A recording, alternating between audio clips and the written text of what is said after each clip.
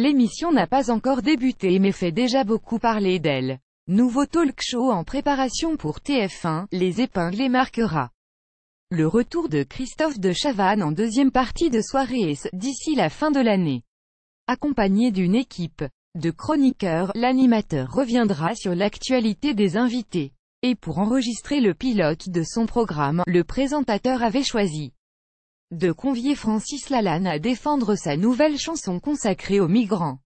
Un morceau et une vidéo copieusement moqués sur la toile et qui n'ont pas plu à l'un des membres de la bande, Charles Consigny, présent durant l'enregistrement. Un spectateur s'est confié à Pure Média, alors que les chroniqueurs critiquent chacun à leur tour le clip de Francis Lalanne.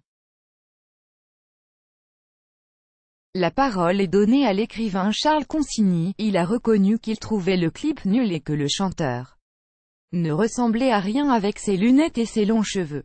Francis Lalanne s'est alors mis à l'insulter, puis il s'est levé et s'est installé au bout de la grande table, là où était assis Charles Consigny. J'ai commencé à me dire que ça allait mal finir, explique le témoin de la scène. D'un coup, Francis Lalanne s'est retourné vers le jeune homme et lui a mis une grande gifle. Comme il n'avait pas de micro-cravate mais un micro sur la joue accroché à son oreille, le bruit a résonné dans tout le studio.